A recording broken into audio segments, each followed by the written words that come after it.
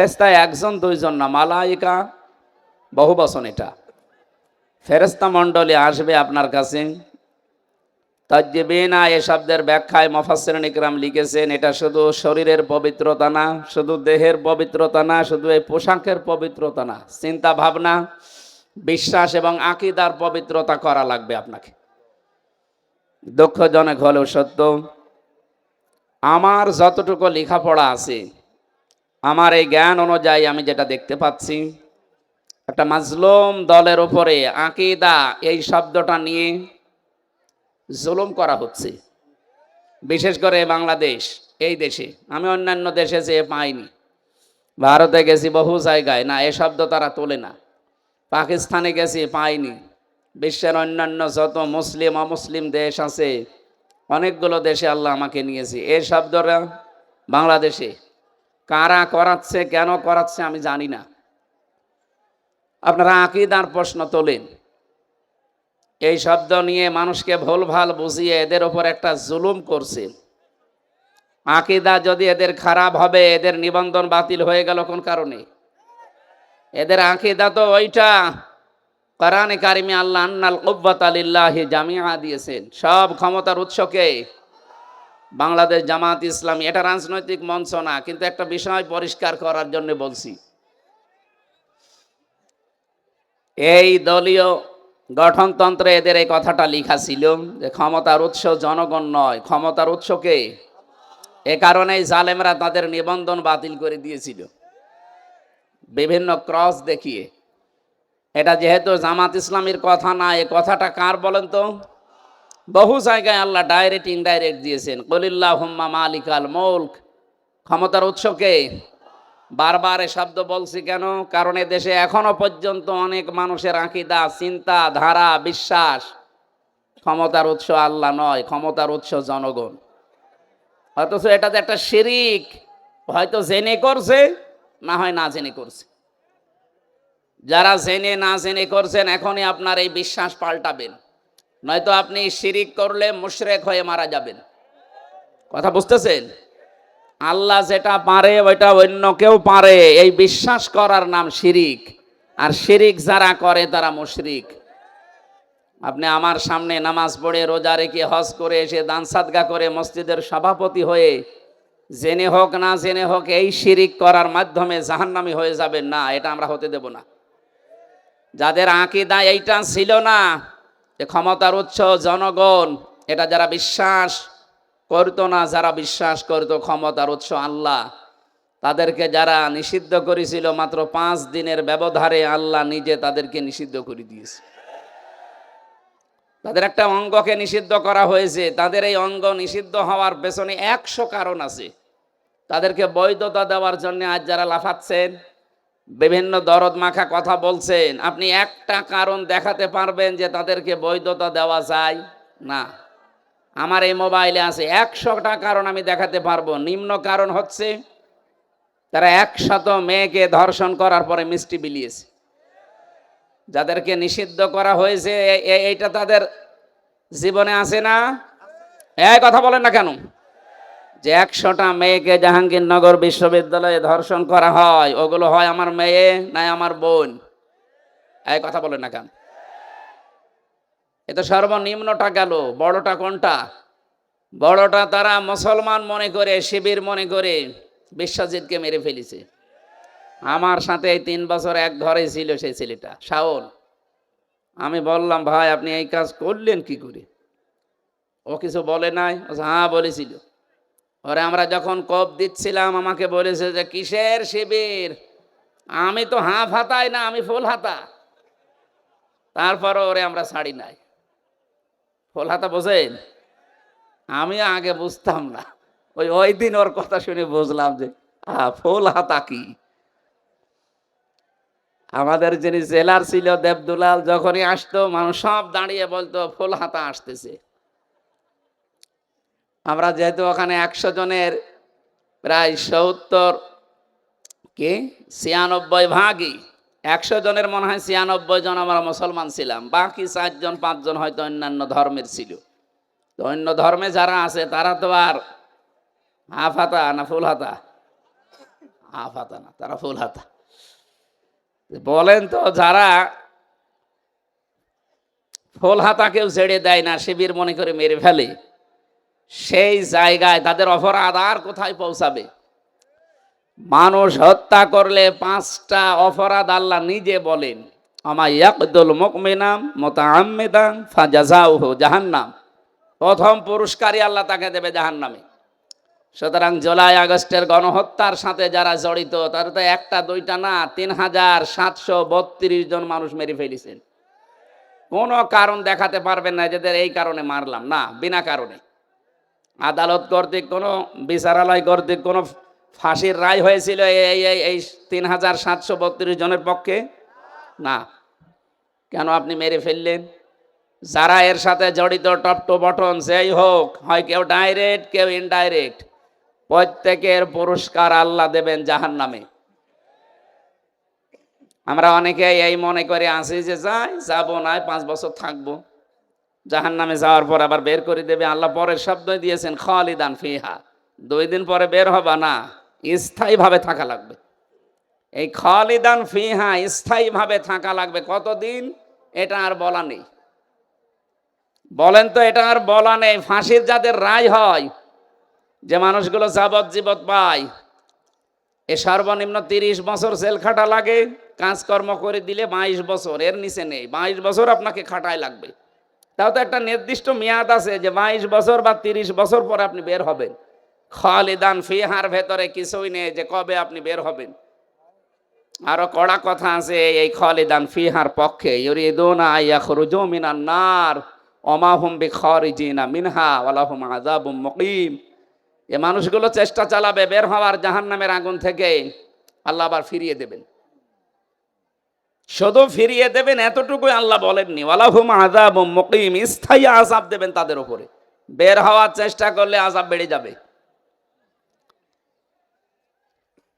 আফামান হাক্কা আলাইহি কালিমাতুল আযাব আফা আনতা তুনকিযু মান ফিন্নার।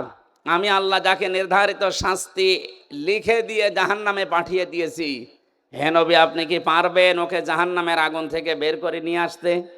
তার মানে এরকম অপরাধে যারা অপরাধী, বিশেষ করে 3টা, তার ভেতরে মানুষ হত্যা একটা, আরো 2টা আমি বাকি পরে বলবো। যারা মানুষ হত্যার সাথে জড়িত, সে যেই হোক, বিশ্বাস করেন কোরআনে কারিম জানাচ্ছে তাদেরকে স্থায়ীভাবে জাহান্নামে থাকা লাগবে। কোন বাবা, কোন পীর সাহেব আপনাকে বাঁচাতে পারবে না। আল্লাহ এতটুকু যদি শেষ করে দিতেন, তাও তো আমরা আয়াতটা অন্তত এ পর্যন্ত বলে শেষ করতাম। এর পরের শব্দগুলো আরো কঠিন। আল্লাহ পাক বলেন ওয়ালা আনাহু, আমি নিজে তাকে লানত দেব। আগাদিবাল্লাহু আলাইহি, আমি নিজে আল্লাহ তার উপরে রেগে থাকবো। ওয়াদালাহু আযাবাম মুহিনা আযাবান আযীমা, যন্ত্রণাদায়ক শাস্তি আমি আল্লাহ তার জন্য রেডি করে রাখলাম। জোরে বলেন নাউজুবিল্লাহ। আমার আফসোস হয় তাদের জন্য যারা ইচ্ছাই হোক অনিচ্ছাই হোক এ মানুষ হত্যার সাথে যারা জড়িত ছিলেন। পৃথিবীর বিষয়টা বলছি এই কারণে, এখন এদের যদি বিচার করা না হয়, আগামীতে যারা চেয়ারে বসবে এরা আরো বেপরোয়া হবে। এই জন্য 165টার উপরে মামলা হয়েছে, যারা পালিয়ে গেছে 2 বোন একসাথে, তাদের নামে আমরা চাই যে ট্রাইব্যুনাল গঠন হয়েছে খুব তাড়াতাড়ি ডক্টর মোহাম্মদ ইউনূসের মাধ্যমে খুব তাড়াতাড়ি বিচারটা শেষ করেন। আগামী যারা দেশে আসবে ক্ষমতার চেয়ারে, তারা চিন্তা ভাবনা করে চেয়ার চালাবে।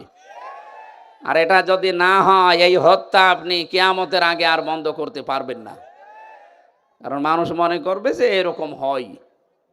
এই জন্য আমরা চাই দেশকে শান্তি, স্বস্তি, নিরাপত্তা দেওয়ার জন্য এদের বিচার খুব তাড়াতাড়ি করা হোক। কথা বলেন না কেন?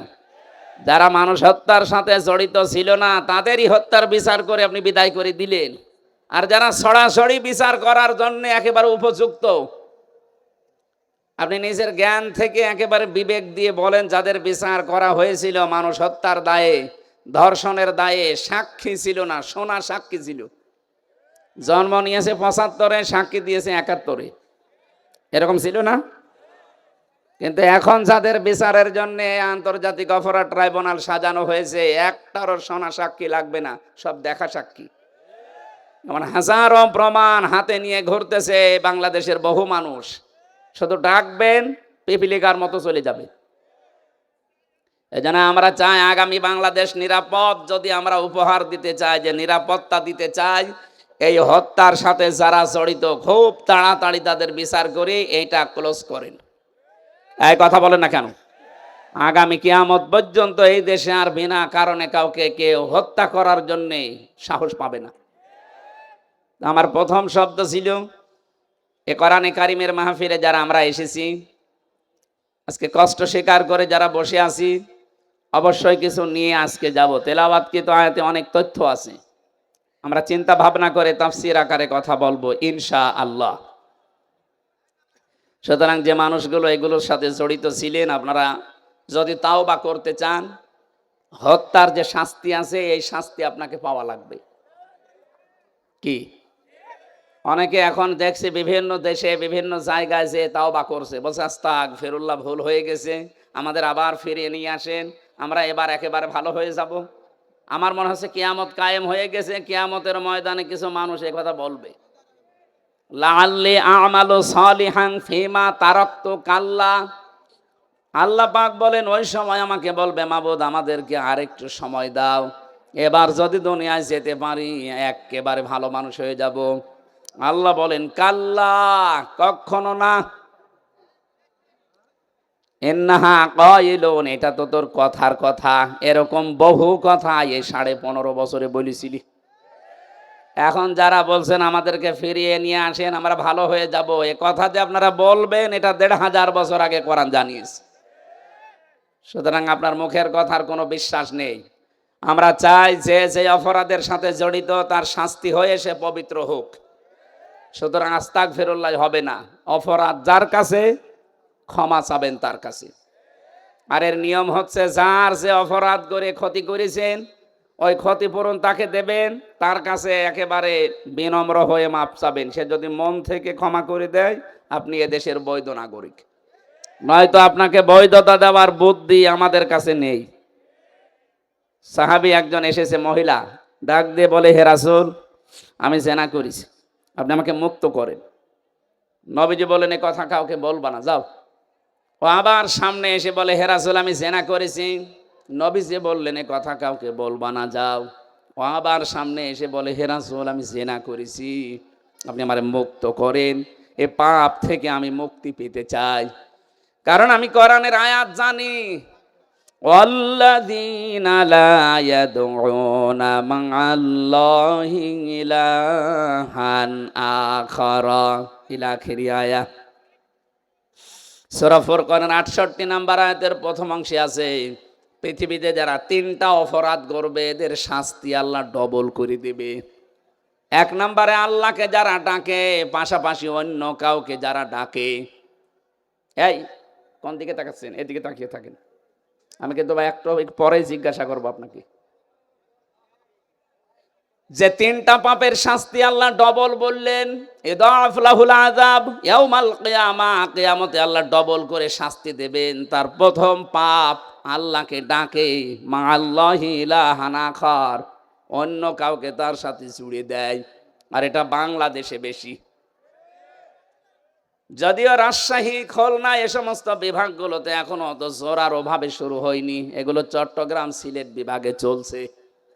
ওরা দেখবেন আল্লাহকে ডাকে কিছুক্ষণ, এরপরে ইয়া আলী বাবা, শাহ আলী বাবা, কেল্লা বাবা, ফতে বাবা। কোথায় পেয়েছেন আপনি? কিসের ফতে বাবা? রাসূলুল্লাহর নামেও জিকির করা জায়েজ নেই, নবীজির নামে শুধু দরুদ পড়া জায়েজ আছে, জিকির করা জায়েজ আছে কার নামে? আরো জোরে বলেন, ওয়ালিল্লাহিল আসমাউল হুসনা ফাদউহু বিহা ওয়াযারুল্লাযীনা ইউলহিদুনা ফি আসমাই।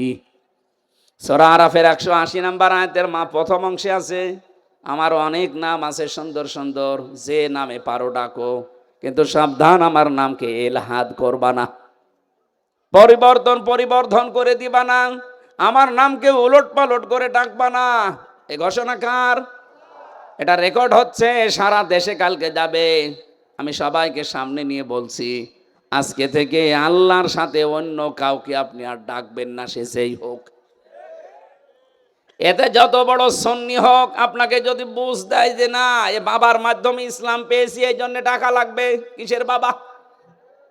এ পৃথিবীতে ইসলাম এসেছে যার মাধ্যমে আমাদের নবী মোহাম্মদ রাসূলুল্লাহ, তার নামেও তো জিকির করা জায়েজ নেই। আর আপনার বাবা, কোরআনে কারিমে আল্লাহ নিজে জানালেন আল্লাহর সাথে অন্য কাউকে যদি কেউ ডাকে তার শাস্তি হবে কয়টা? আরো জোরে।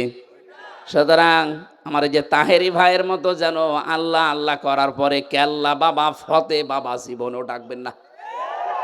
ভ্রান্ত ধারণায় আছে তারা। এখন যদি বলেন ওনারা আয়াত পড়েনি, আয়াত তো আমিও পড়েছি। উনি এইভাবে যদি বুঝতেন যে মা আল্লাহি ইলাহান আখারা, আল্লাহর সাথে অন্য কাউকে যারা ডাকবে তাদের শাস্তি হবে ডবল। যদি বানিয়ে বলি যারা আলেম আছে বলেন তো। দ্বিতীয় নম্বর তো এতক্ষণ বললাম যে মানুষ হত্যা করলে তার শাস্তি ডবল হয়। 3 নম্বরে ওয়ালা ইয়াজনুন, জেনা করা যাবে না। জেনা আছে না নেই দেশে? এখন এই যে যারা ধরা পড়ছে এগুলোর প্রকাশ্য ভিডিও অডিও জেনা সব প্রকাশ পেয়ে যাচ্ছে। আপনি চিন্তা করেন 80 বছর 85 বছর বয়স, তার হাতের জেনা মুখের জেনা, বাকিটা নাই নাই বললাম। কোথায় নেমেছে তার চরিত্র বলেন তো? জেনা থেকে বাঁচার জন্য একটা ঔষধ বলছি, যেহেতু সবার জীবনে যৌবন আছে, আসতে পারে এরকম। আল্লাহ পাক নিজেই 2টা ঔষধ দিয়েছেন, আজকে থেকে আপনি প্রয়োগ করবেন। সূরা নূর 30 নম্বর আয়াত, কুল্লিল মুমিনিনা ইয়াগুযু মিন আবসারিহিম ওয়া ইয়াহফাযু ফুরুজাহুম যালিকা আযকা লাহুম ইন্নাল্লাহা খাবীরুম বিমা ইয়াসনাউন। আমি যুবক মানুষ, আমি সহ যত মানুষ এখানে আছি, এই শাস্তি কিন্তু ডবল হবে যদি জেনা আপনার জীবনে থাকে। 1 নম্বরে, হে নবী আপনি মুমিন না পুরুষদেরকে বলেন তারা যেন চক্ষুনি নিম্নগামী করে রাখে পরনারী থেকে। তাহলে আজকে থেকে ওষুধটা অ্যাপ্লাই করবেন। পরনারী দেখলেই চোখ নিম্নগামী হয়ে যাবে, সে যত সুন্দরী হোক আর কালো হোক। কথা বলেন না কেন? 2 নাম্বার, ওয়াহফাজু ফুরুজাহুম, তাদের লজ্জা স্থানকে তারা যেন হেফাজত করে। এই 2টা কাজ যদি আপনি করতে পারেন, যালিকা আযকা লাহুম, এইটাই সবচাইতে পবিত্র পন্থা। আপনাকে বাকিটা আল্লাহ করবে। আমি সহ যারা আছি আজকে থেকে পরনারী, সে মোবাইলে দেখেন, কম্পিউটারে দেখেন আর চোখের সামনে দেখেন, যেখানেই দেখবেন চোখ নিম্নগামী হবে না, আরো খুলে রাখবেন। বলেন। সুতরাং এই মুহূর্তে যাদের মোবাইলে এরকম কিছু আছে যেটা দেখলে আনন্দ লাগে, অন্য কেউ দেখলে লজ্জা লাগে, এই মুহূর্তে ডিলিট করা লাগবে। এরকম কোন মহিলার ছবি, ড্যান্স, অর্ধ উলঙ্গ উলঙ্গ যে সিনেমাগুলো যা আছে, যার কাছে যা আছে এই মুহূর্তে ডিলিট করেন। করেন করেন, তাড়াতাড়ি করেন। 30 সেকেন্ড সময় দিলাম, নেন। না না, ওয়াজ কিসের? ওয়াজ শুনতে এসেছে, এক্ষুনি আমল করা শুরু করা লাগবে। করেন। অন্তত এখন যদি লজ্জায় কেউ নাও করেন, বাড়ি যাওয়ার সময়, বাড়ি যাওয়ার আগেই সব ডিলিট করে বাড়ি যাবেন। কারা কারা হাত তোলেন তো? এই দেখেন উল্টাপাল্টা লোক এখানে আছে আমি জানি। এই যারা আছে বাড়ি যাওয়ার আগে এগুলো শেষ করে যাবে। জেনা থেকে বাঁচা এটা আল্লাহর রহমত ছাড়া সম্ভব না, বিশেষ করে আমাদের যে জামানা চলছে এখন, তো প্রত্যেকটা জায়গা জেনা দিয়ে পরিপূর্ণ করে দিয়েছে। বিশেষ করে 15.5 বছরে যা করেছিল, কথা বলেন ঠিক কিনা? জাতিকে আমাদের বাঁচাতে হবে। আমি বলছিলাম, মেয়েটা ডাক দিয়ে বলে, হে রাসূল, আমি যেহেতু জেনা করে ফেলেছি, এখান থেকে যদি মুক্তি পেতে হয় তাহলে যে শাস্তি আছে আল্লাহর কোরআনের, ওইটা প্রয়োগ করেন। ওই শাস্তি যদি হয়ে যায়, দুনিয়াতে কোনো অপরাধের শাস্তি যদি হয়, ওই শাস্তির জন্য আল্লাহ কিয়ামতে আর বিচার সাজাবেন না, এসেই শেষ। আপনি যদি চুরি করেছেন, যদি হাত কেটে দেওয়া হয়, তাহলে কিয়ামতে এই বিচার আল্লাহ করবে না? মানুষ হত্যা করেছেন, দুনিয়ায় যদি আপনাকেও মেরে ফেলা হয় বা দিয়ত দিয়ে যদি আপনি পার পেয়ে যান, তাহলে আপনাকে কিয়ামতের দিন আল্লাহ আর বিচার করবে না। জেনা করেছেন, বিচার হয়ে যাক, কিয়ামতে আল্লাহ এই বিচার আর করবে না। তাহলে আমার প্রশ্ন হচ্ছে, যারা এই 15.5 বছরে জুলুম, অত্যাচার, নির্যাতন, গণ খো মায়না ঘরের সাথে যারা জড়িত, তারা এই অপরাধগুলো যদি মাফ করাতে চান, যার কাছে অপরাধ করেছেন তার কাছে স্বীকার করে ওর ক্ষতিপূরণ দিয়ে দেন। আমি কথা বোঝাতে পেরেছি? ঘরে রেখেছিলেন যাদেরকে, তাদের কাছে যে বলেন যে তোমার বিশাল ক্ষতি করে দিলাম। এই যে ব্যারিস্টার আরমান, আমান আজমি সহ আমি 14 বছরের মানুষ ওখানে দেখেছি আছে। কেউ 5 বছর, 7 বছর, 8 বছর, 10 বছর, 14 বছর পড়ে আছে। এত বড় বড় নখ হয়ে গেছে, চুল দাড়ি গপ, মনে হচ্ছে কেউ জঙ্গল থেকে বেরিয়ে আসতেছে। রিমান্ডে যখন আমার মাটির নিচে নিয়ে যেত, কিছু মানুষকে দেখেছি এই নখ দিয়ে খসিয়ে খসিয়ে ওই দেওয়ালের সাথে মাটির নিচে লিখে রেখেছে, ভাই যদি কেউ বাইরে যেতে পারেন তো এই নাম্বারে জানাবেন যে আমি বেঁচে আছি। আপনি টের পাচ্ছেন? একটা মানুষ 10 বছর, 14 বছর জানে না যে কোন বছর চলছে, জানে না এটা যে কি মাস তাও তার জানা নেই, কি বার তাও জানে না, কয়টা বাজে তা তো জানেই না। অথচ তার মাথার উপর দিয়ে গাড়ি ঘোড়া চলছে, মানুষ চলছে, হালকা আওয়াজ পাওয়া যেত। এই ছেলে, এখানে কি করেন? কি ইয়ার কি মারাস নাকি? দেন না মেয়ে, দেন এখান থেকে যান, যান এখন যান। আবার দাঁড়িয়ে আছে কোন কারণে? যান এখানে, যান যান। এই কথা বলা যাবে না। কি কঠিন ভয়ঙ্কর পরিস্থিতি শুনলে আপনাদের ভয় লাগে। আর আমরা নিজে ফ্রেশ হয়েছিলাম মাত্র 10 দিন, আমি তাই পাগল হয়ে গেছি। আর একটা মানুষ 14 বছর আছে। আর আপনি এখন এই সমস্ত জিনিসের সাথে যারা জড়িত ছিল, ওরা যদি বলে আস্তাগফিরুল্লাহ, আপনি কি আল্লাহর কাছে দোষ করেছেন? আপনি দোষ করেছেন যার কাছে? এরকম বহু মানুষ এই 15 বছর আপনার কারণে ব্যবসা করতে পারে নাই। হ্যাঁ, কথা বলেন না কেন? এই 15টা বছর আপনি চাঁদাবাজি করেছেন, তার অর্থনীতি নষ্ট করে দিয়েছেন। বহু মানুষকে 15 বছর তার জায়গা মতো উঠতে দেননি। এটা বানিয়ে বললাম? বহু মানুষ ওপরের চেয়ারে ওঠার কথা ছিল, আপনি এই 15 বছরে তাকে উঠতে দেননি। আজ ডক্টর মোহাম্মদ ইউনূস চরিত্রবান মানুষ চাচ্ছে। চরিত্রবান মানুষ দেন, আমি বিভিন্ন জায়গায় বসাবো। আজ আমরা দিতে পারছি না, কারণ 15.5 বছরের চরিত্রবান মানুষ যেখানে উঠবে, ওই চেয়ারগুলোকে চরিত্রহীন মানুষ দিয়ে ভর্তি করে রেখেছিলেন। এ মানুষগুলোকে তো উঠতে দেননি, তেরা জায়গা মতো যাবে কি করে? এদের যে বিশাল ক্ষতি করে দিলেন এই 15.5 বছরে। এখন কাবার গিলাফ ধরেও যদি বলেন আস্তাগফিরুল্লাহ, জীবনও মাফ হবে না। মাফ হওয়ার একটা পদ্ধতি আছে, যে মানুষগুলোর ক্ষতি করে দিলেন জীবনের, এদের এই জীবনের ক্ষতিপূরণ দেওয়া লাগবে।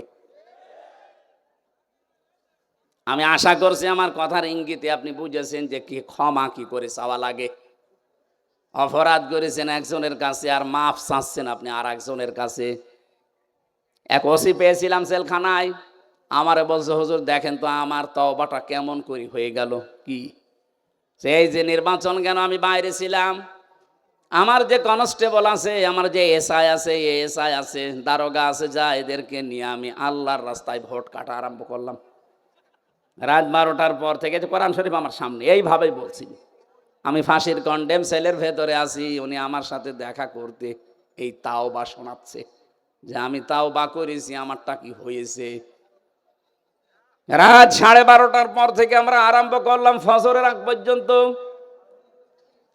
আল্লাহর নামে ভোট কাটতে কাটতে ফজরের আজান দিয়ে দিল। সব কমপ্লিট করে বাক্স জায়গা মতো পাঠিয়ে দিলাম। এবার গোসল করলাম, অজু করলাম, 2 রাকাত নফল নামাজ পড়ে বললাম আস্তাগফিরুল্লাহ। হুজুর আমারই তাওবা হয়েছে না। আপনি তো আল্লাহর কাছে দোষ করেননি, আপনি দোষ করেছেন হামজার কাছে। এ মানুষটাকে এমপি বানাতে 3.5 লাখ থেকে 4 লাখ হামজার রায় লাগে। এই কথা বলছেন এখানে। আর আপনি একা একাই সব রায় দিয়ে দিলেন। আপনি যার জন্য দিয়েছিলেন সে তো পালিয়েছে, কিন্তু আপনার কি হবে? সবচাইতে ভয়ঙ্কর কথা হচ্ছে আপনার এই 15.5 বছরের ভেতরে যারা ভোট দিতে পারে না এমন অনেক মানুষ মারা গেছে, তাদের কাছে আপনি মাপ চাবেন কি করে? এটা সবচাইতে ভয়ঙ্কর কথা। বেঁচে আছে যারা, বাড়িতে বাড়িতে গিয়ে বললেন যে আপনার ভোট আমি দিয়েছিলাম, আপনি কিছু মনে করেন না, অন্তত এক একটা ভোট দিতে পারেননি, 10,000 করে টাকা দেবো, তাও তো সে মাফ করে দিতে পারে। কিন্তু যারা মরিয়ে গেল, কব্বরে আছে, তাদের কাছে আপনি মাপ চাবেন কি করে বলেন? এটা বিশাল ক্ষতি করে ফেললেন, এই ক্ষতিপূরণ আপনি কিভাবে তুলবেন বলেন তো? এরকম ক্ষতি দেশে অনেকের হয়নি। মাপ নাই চাওয়া চাই জীবিত মানুষের কাছে, মরিয়ে গেছে, মাপ চাবেন কি করে? কি করলেন বলেন আপনি? এখন নিজের কি ক্ষতি করলেন? এরকম ক্ষতি যেন সামনে কেউ আর না করেন। অনেকে এরকম ক্ষতি করার জন্যও মশানে বসে আছে যে দাঁড়ান, থালা হাতে আগে পায়। এই জন্যই তো বিচার ব্যবস্থায় যারা আছে শক্ত হওয়ার জন্য আহ্বান জানাচ্ছি। এমন বিচার করবেন আন্তর্জাতিক অপরাধ ট্রাইব্যুনালে, কিয়ামতের আগে যেন কেউ আটকে ওঠে মানুষ। তাছাড়া এটা বন্ধ হবে না। কথা বুঝতেছেন? আমার কথার সারাংশ এই মেয়েটা যেমন অপরাধ করার পরে, অনুশোচনা করার পরে বিচার নিজে নিয়ে এরপরে মারা গেছে, তার তওবা কবুল হয়েছে। আমরা চাই 15.5 বছরে যে অপরাধ করেছেন, আপনি তো জানেন কি করেছেন। আপনার কলমের খোঁচায় কত মানুষের উপরে চেয়ারে উঠতে পারে না, এরও নিচে নেমে গেছে। তার কি ক্ষতি করে দিলেন বলেন? অথচ আপনি জানতেন যে এর সব যোগ্যতা আছে। বিশ্ববিদ্যালয়ে যারা ফার্স্ট ক্লাস ফার্স্ট হয় তাদেরকে শিক্ষক হিসাবে রেখে দেয়, শুধু আপনার কলমের কারণে হয়নি। এই যে বিশাল ক্ষতি সারা দেশে যারাই দায়িত্বে ছিল, 1628টা চেয়ারে, এগুলো সব জালেম। বিশেষ করে 1628টা চেয়ারে যারা ছিল, এগুলোর প্রত্যেকটা জালেম। আর কিয়ামতে এদের বিরুদ্ধে মামলা দেবে আল্লাহ নিজে। কারণ জালেমের বিরুদ্ধে মামলা হামজার না। আমিরে জামাত বলছে আমরা সত্যিকারের অপরাধীদের শাস্তি চাই, উনি সাধারণ ক্ষমা ঘোষণা করুক। আমরা যদি কিছু নাও বলি, জালেমদের বিরুদ্ধে মামলা সরাসরি দেবে কে? ইন্নামা সাবিলু আলাল্লাযিনা ইয়াজলিমুনা নাস, সূরা শূরা 42 নম্বর আয়াত। আল্লাহ বলেন আমি নিজে জালেমদের বিরুদ্ধে মামলা দেব। এই কথাটা কত ভয়ঙ্কর টের পাচ্ছেন? যিনি বিচারপতি তিনি মামলার বাদী। এই জন্য আপনার জন্য আফসোস করা ছাড়া আমাদের আর কিছু করার নেই। আপনার জন্য ক্ষমা চাইলেও ক্ষমা হবে না, কারণ জালেমদেরকে আল্লাহ হেদায়েত দিচ্ছে না, দেবেও না। আল্লাহু লা ইয়াহদিল কওমাজ জালিমিন। ইয়াহদি এটা মোজারে, বর্তমান ভবিষ্যৎ, প্রেজেন্ট ফিউচার। এই জন্য জালেমদের জন্য আফসোস, সামনে যেন কেউ আবার জালেম না হয়ে যায়। কথা বলো না কেন? আমরা দেখতে পাচ্ছি বাংলাদেশে এখনো বুঝে হোক না বুঝে হোক, আবেগে হোক আর যেভাবেই হোক, অনেকেই জালেম হওয়ার জন্যে চেষ্টায় আছে। না, আপনি জালেম হবেন না, মাজলুম হন। মাজলুম হলে অসুবিধা নেই, কিন্তু জালেম হলে খবর আছে, আল্লাহর মামলার আসামি হয়ে যাবেন, জান্নাত হারাম আপনার জন্যে। চিন্তা চেতনার পবিত্রতা দরকার আমাদের। আমি তাজ্জিবিন শব্দ থেকে এসেছিলাম।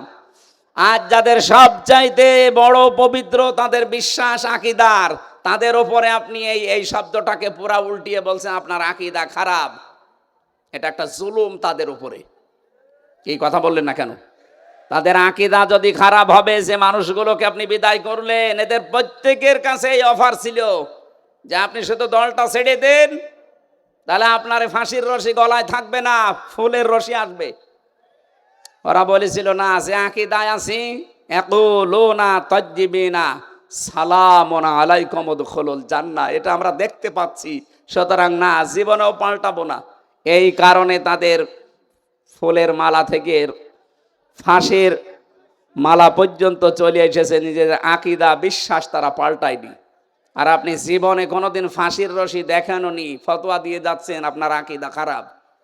আকীদা খারাপ হলে তারা এখনো বেঁচে থাকতো আমাদের মাঝে। এই কথা বলেন না কেন? আর আজার হালে থাকতো।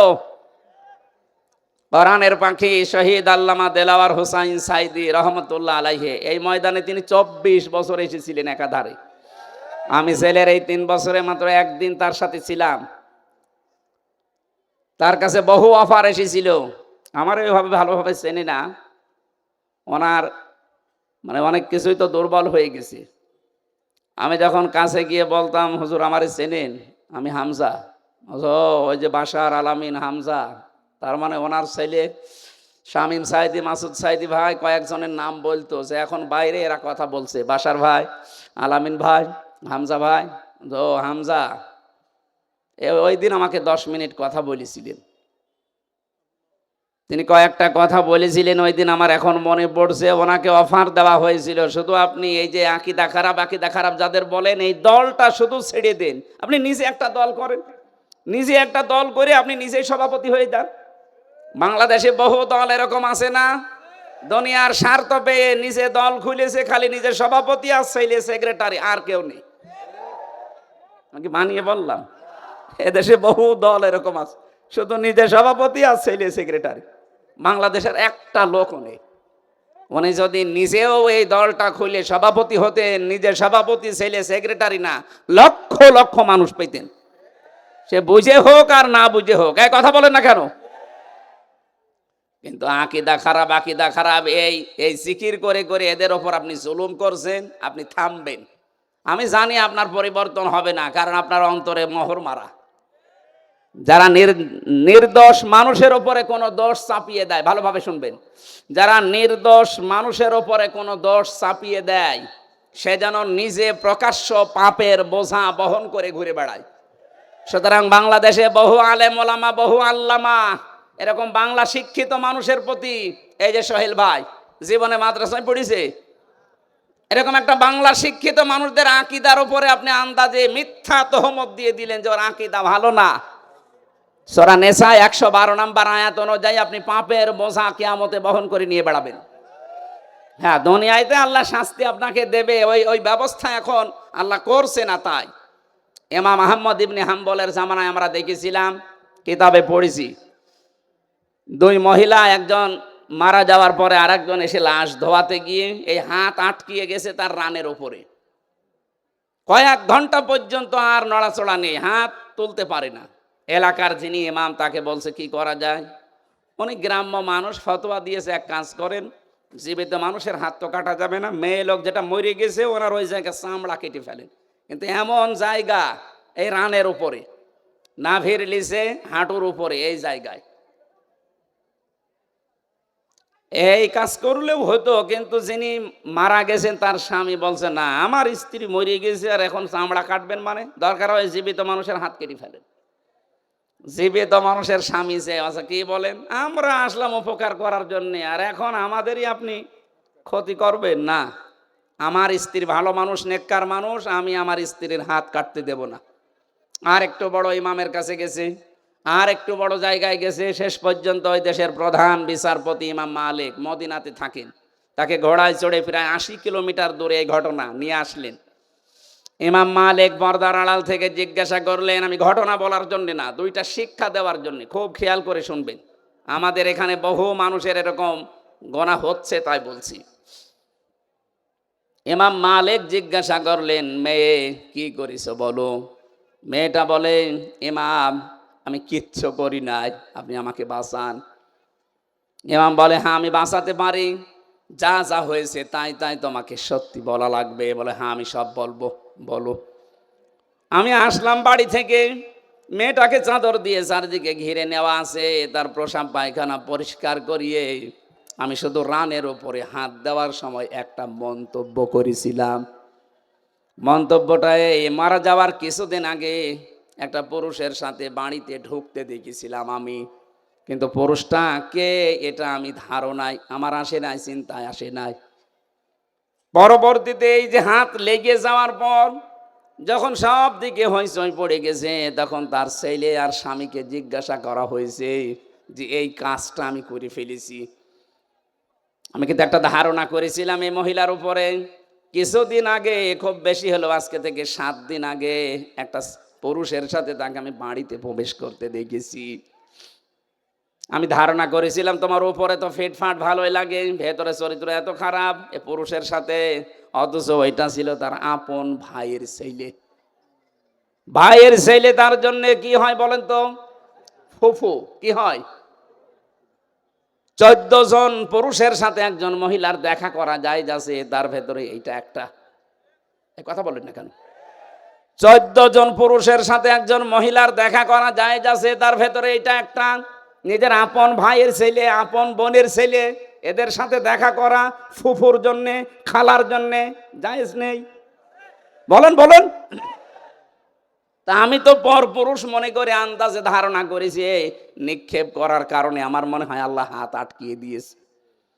ইমাম মালিক বললেন, হ্যাঁ, এটা আমি ধারণা করছি।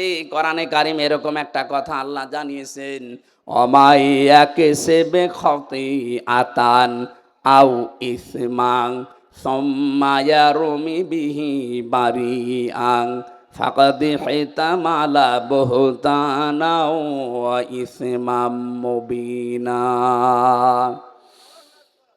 দুনিয়াতে এমন বহু মানুষ আছে নিজে পাপ করে, নিজে অন্যায় করে, আর অন্যায়টা যখন সংগঠিত হয়ে যায় তখন একটা নিরপরাধ ভালো নির্দোষ মানুষের ওপরে দোষটা চাপিয়ে নিজে ভালো সাজে। সে যেন প্রকাশ্য পাপের বোঝা বহন করে নিয়ে বেড়াচ্ছে। আমার তো এই আয়াত পড়ার পরে মনে হচ্ছে বাংলাদেশে বিশেষ করে 15.5 বছরে বহু মানুষ এই আয়াতের সাথে 100 ভাগ মিলে যাচ্ছে। নিজে অন্যায় করে, নিজে রাতের বেলা গাছ কাটে, নিজে রাতের বেলা গাড়িতে আগুন লাগায়, আর ভালো মানুষের ওপরে দোষটা চাপিয়ে তাকে ধরিয়ে দেয়। এক কথা বলে না কেন? ভালো মানুষ ঘুমিয়ে আসি ঘরে, চোখ খুলে দেখছি থানার হাজতে, কি গো তুই গাছ কেটেছিস? কখন? স্বপ্নে। এক কথা বলছে না? এটা হয়েছে না বানিয়ে বললাম? কখন কাটলাম? আমি তো ঘরে ঘুমিয়েছিলাম, ওই ঘুমের ভেতরে স্বপ্নে। এই জন্য মামলা ওরকম স্বপ্নের মামলা, গায়েবী মামলা। এক একজনের নামে 300, 500, 550 পর্যন্ত মামলা দেখেছি। সত্যি মামলা হলে 5টার বেশি তো দিতে পারেন না, 550 মামলা কিভাবে দিলেন? ওই স্বপ্নে। কি করেছেন বলেন তো আপনি?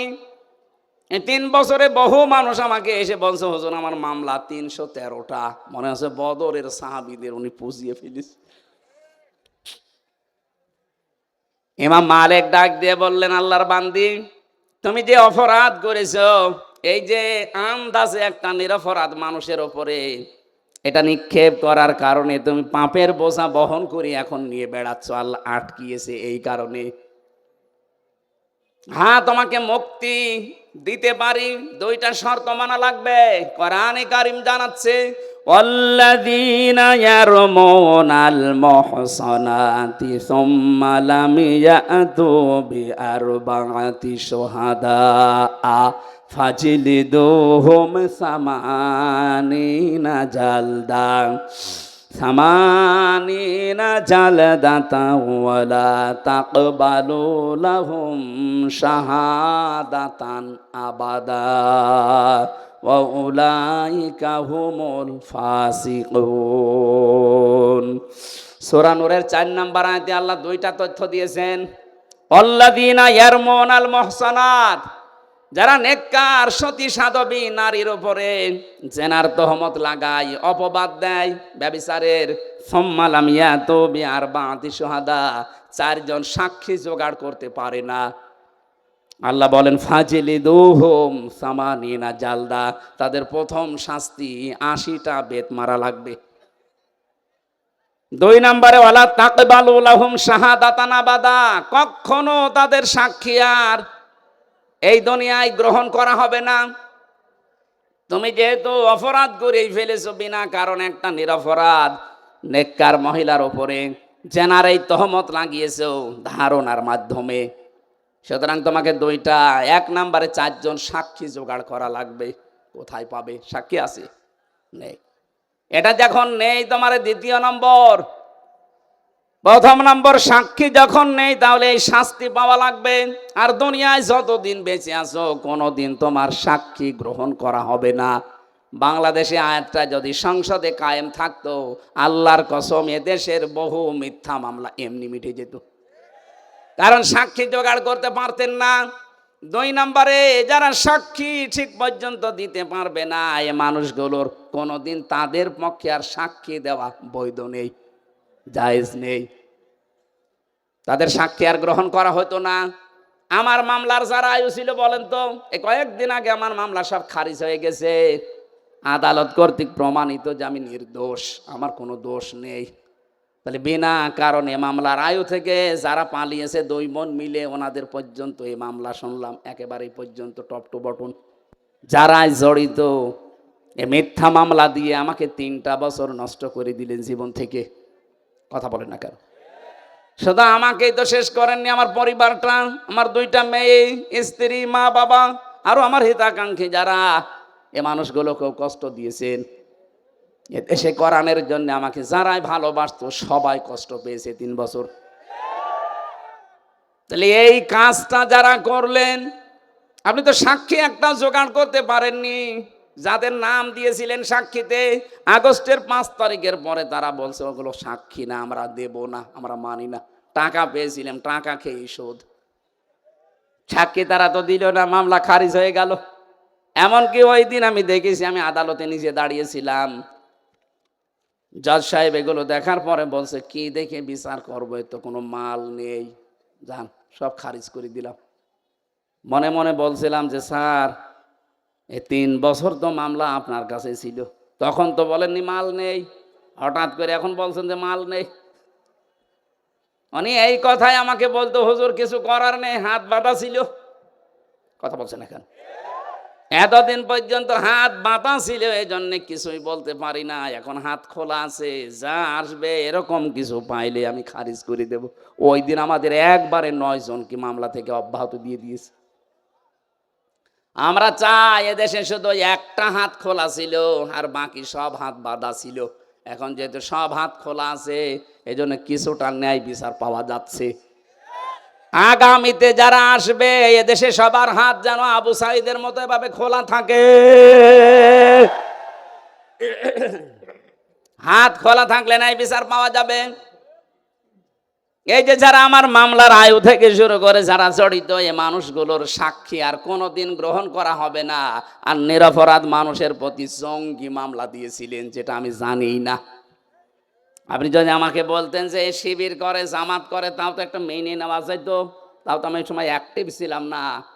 আর আপনি আন্দাজে এমন মামলা দিলেন, জীবনের না আমি শুনিনি।